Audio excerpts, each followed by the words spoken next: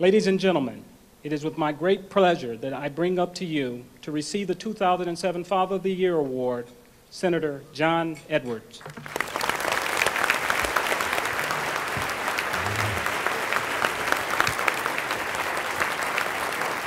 you, Oscar, very much. I'll sit this one up right there. Perfect. Thank you.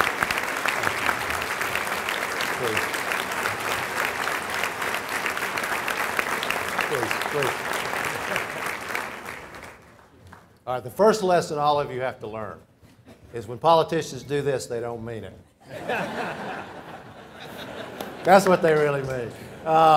It's a great pleasure for me to be here with all of you and with this extraordinary organization. And I have to say, kudos and applause for the proceeds of this event going to Save the Children, which is a wonderful organization, very near and dear to my own heart, the work that they do.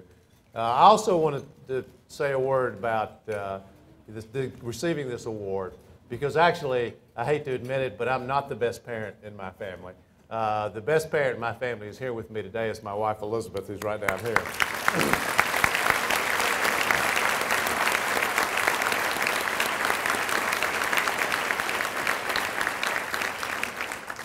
And by the way, Harry, I was happy to hear that you have a modern marriage where everything is negotiable. I need some advice where everything is negotiable, because I don't seem to get that very much.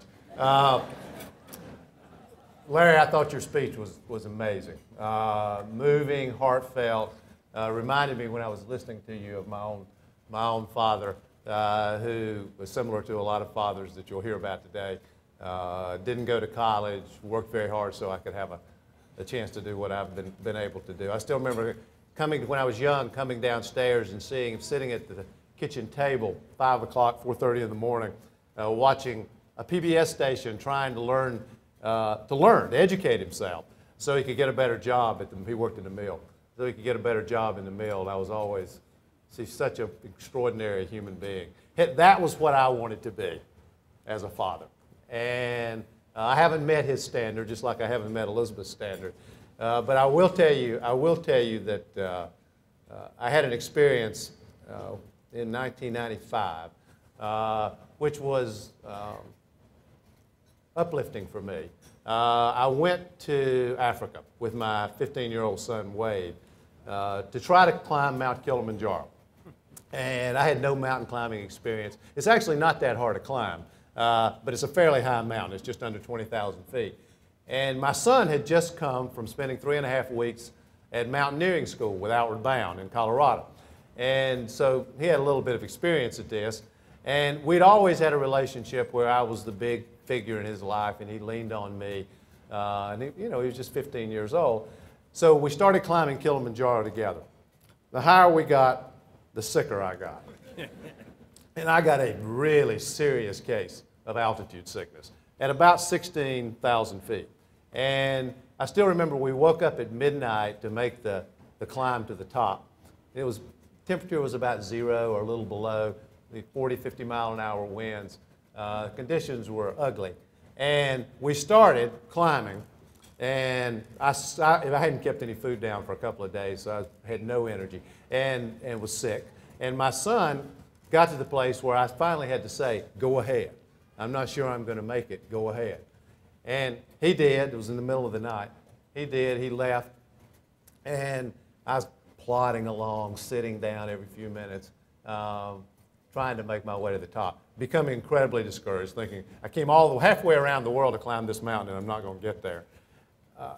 Sometime around early morning, I don't remember, 4 or 5 o'clock in the morning, I see this figure coming back down the mountain toward me.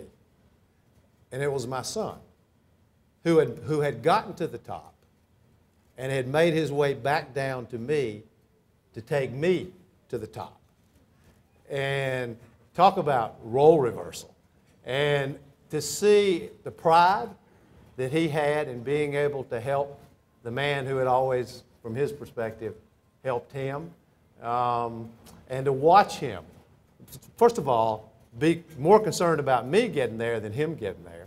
And second, to have the strength and the courage to come back down and climb back to the top again, which is what he did. We were late getting up there. We finally did make our way to the top. And about 8 or 9 months later, I lost my son. He was killed in an automobile accident.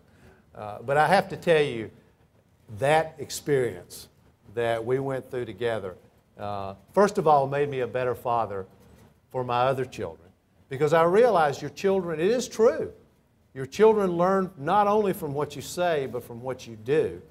And whenever they do anything that you're proud of in your life,